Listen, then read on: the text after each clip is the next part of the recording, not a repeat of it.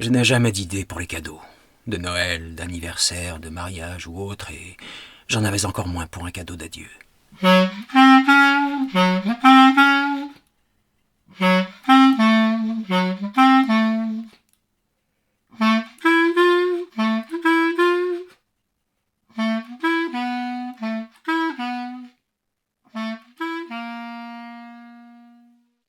La revue Rue Saint-Ambroise et l'association Rue du Conservatoire vous proposent L'adieu de Bertrand Guédon. Lecteur Xavier Béja. Musique Charlie Nelson.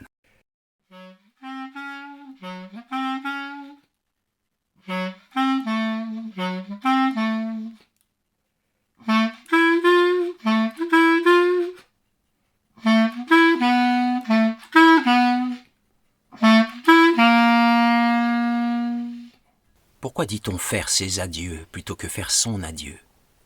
Pourquoi employer le pluriel? On dit certes présenter ses hommages, ses respects, ses devoirs, toucher ses émoluments, donner des gages.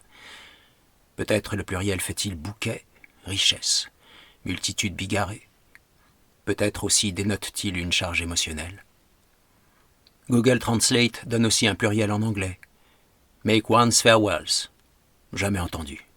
En plus, un farewell n'est pas un adieu, mais plutôt un porte-toi bien, un prends soin de toi, comme on entend dire depuis quelque temps, un salut léger, loin de receler la charge dramatique de l'adieu.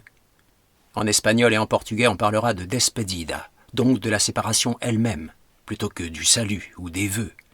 Séparation dont le groupe consonantique formé du S et du P évoque le déchirement. D'autres langues proposent un verbe plus ou moins équivalent à prendre congé et qui en possède la retenue, la discrétion. Sich verabschieden en allemand. Der Abschied, l'adieu. Le titre du lied de Mahler a quelque chose de définitif et semble clore non seulement la relation évoquée, mais aussi le sujet des adieux lui-même, à la manière de Goethe écrivant « Das Sonett », le sonnet, ou de Volkswagen faisant la publicité de « Das Auto ». Je n'ai jamais d'idée pour les cadeaux, de Noël, d'anniversaire, de mariage ou autre, et j'en avais encore moins pour un cadeau d'adieu. J'avais pensé à des fleurs, les chocolats ne me paraissant pas adaptés à cette occasion, et j'avais demandé à la fleuriste des fleurs qui ne tiennent pas longtemps. Le problème des cadeaux, c'est que ce sont aussi des souvenirs, et en l'occurrence, il ne fallait pas laisser trop de souvenirs. Il faut tourner la page, c'est ce qu'on dit dans ces cas-là. L'idéal, le plus approprié, serait un cadeau qu'on jette directement à la poubelle. S'agissant de fleurs, il fallait donc qu'elles fanent rapidement.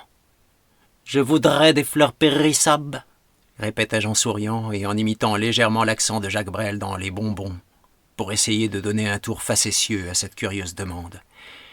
J'aurais bien voulu lui dévoiler mes intentions, car les femmes en général, et les fleuristes en particulier, ont toujours des bonnes idées de cadeaux. Mais je craignis qu'elles prennent ça pour un mauvais augure. Les inconnus réagissent souvent de cette manière quand on leur parle de mort ou de séparation. « Si c'est pour offrir, il vaut mieux qu'elle dure, dit-elle. »« C'est pour offrir, mais c'est un cadeau d'adieu, ne pus-je m'empêcher de répondre. On offre quoi dans ces cas-là? On n'offre pas des fleurs, on fait plutôt une lettre d'adieu. » Bien joué, pensai-je. Passing shot le long de la ligne. Moi, j'avais eu peur de l'effrayer un peu, mais avec sa lettre d'adieu, c'est elle qui m'angoissait beaucoup. Une lettre d'adieu, pour moi, ça évoquait plutôt un suicide.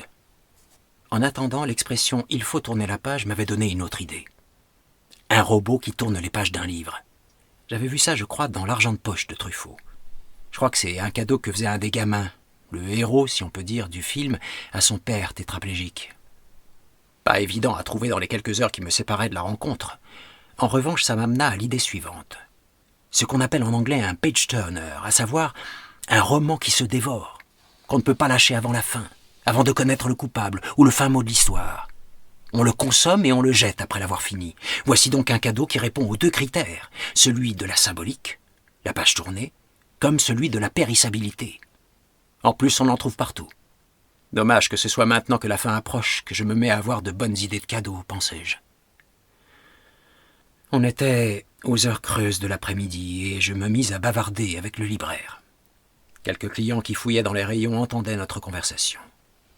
D'habitude, je déteste être entendu par des inconnus, surtout sur des sujets aussi intimes. Mais là, étrangement, j'aurais désiré un attroupement. J'aurais aimé un débat, une pluralité d'opinions. Et je parlais à voix haute pour tout le magasin.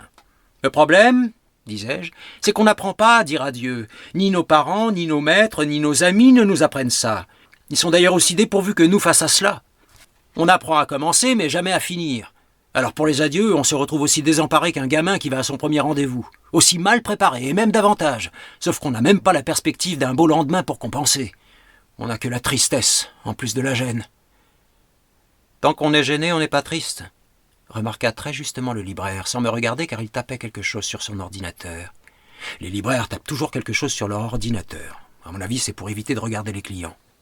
Ils sont lecteurs, leurs clients aussi, et il y a quelque chose de si intime dans la lecture, ou même dans le choix d'un ouvrage, dans la recommandation d'un livre, que la pudeur commande de baisser les yeux. Il reprit, toujours sans me regarder. Dans le temps, j'avais une coloc qui disait que si on a l'habitude de se passer de quelque chose d'essentiel, alors on ne souffre pas. Par exemple, quand on perd un être cher. Elle avait institué un exercice très efficace. Chaque jour, elle fermait à clé un tiroir ou une armoire, et on était donc obligé de vivre pendant une journée sans son contenu. Un jour, elle condamnait l'armoire à pharmacie. Le lendemain, le tiroir des casseroles. Le surlendemain, la commode où étaient rangées les factures. Évidemment, elle ne le disait pas à l'avance. Pour éviter par exemple de voir l'accès aux pullovers interdits en plein cœur de l'hiver, on les répartissait en plusieurs endroits. En généralisant cette méthode, on en venait à trouver dans chaque placard, dans chaque tiroir, un mélange d'habits, de nourriture, de cosmétiques, de livres, etc. Ma coloc disait que c'est un enseignement pour la vie. On dit qu'il ne faut pas mettre tous ses œufs dans le même panier, et pourtant c'est ce qu'on fait en permanence. En s'attachant à une seule personne, en n'ayant qu'un travail, qu'un logis, en ne pratiquant qu'une langue. Grâce à cet exercice, on avait enfin compris comment se préparer à la perte, et justement, tout est dans la préparation. Il faut apprendre à se passer de l'essentiel, convins-je. Les SDF ou les migrants auraient sûrement beaucoup à nous apprendre là-dessus. La dame qui passait à la caisse intervint. « Elle ne me plaît pas trop, votre méthode. Gare à qui verrouille mes tiroirs, je peux devenir violente dans ces cas-là. » Le libraire se tourna vers moi cette fois-ci. « Vous voyez, dit-il, c'est bien ça le problème. On veut apprendre, mais on veut aussi que l'apprentissage soit indolore. Quand on apprend, conclus-je, on a la douleur de l'apprentissage, puis la douleur de la perte. On souffre donc 2 fois. Alors que quand on n'apprend pas, on ne souffre qu'une seule fois, lors de la perte. » Dans le bus 80, j'occupais une place située juste devant la portière du milieu. Il était clairsemé, le bus, comme la librairie, les heures creuses. Tout était clairsemé jusqu'à mon âme. Du siège juste derrière le mien me parvint d'abord un soupir résigné, puis un autre, enfin un sanglot étouffé, celui d'une assez jeune femme, à en juger par sa tonalité. Je soupesai l'idée de me retourner et d'essayer de la consoler, mais mon désordre intérieur même ne me dissimulait pas l'incongruité d'une telle entreprise.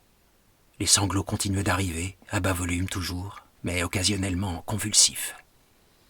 J'essayais de l'imaginer, petite ou grande, blonde ou brune, habillée de quelle manière. Elle était à moins d'1 mètre de moi. Je percevais quelque chose de son âme au travers de ses sanglots, et pourtant j'ignorais toute son apparence. Que dire d'ailleurs pour la consoler? J'essayai mentalement de formuler un discours de consolation. Je m'aperçus bien vite que c'était aussi difficile que de trouver une idée de cadeau. Spontanément, j'aurais commencé par dire que je comprenais sa douleur et que je la partageais, et c'est curieux qu'un mensonge aussi manifeste soit la première chose qui vienne à l'esprit. Je vous comprends, je comprends votre révolte, je comprends votre peine et je la partage. C'est d'ailleurs devenu un poncif des discours politiques. La compassion est de mise en toutes circonstances. La vérité, c'est que je ne comprends rien à sa douleur, ni elle à la mienne. Ce n'est pas parce qu'on souffre tous les deux qu'on a quelque chose en commun. Et pourtant j'éprouvais le désir irrésistible de la consoler, alors que ses sanglots étouffés continuaient à me parvenir. L'idée suivante consistait à dire que la douleur est brève, pour aiguë qu'elle soit, et la porte d'accès à un bonheur bien plus grand. Comme disent les analystes financiers, on enregistre des fluctuations à court terme sur les indices, mais la tendance long terme est haussière. C'est d'ailleurs cette formulation que j'aurais employée. Ça fait plus scientifique et moins rebattu que « la vie vous réserve encore des joies dont vous n'avez pas même idée ».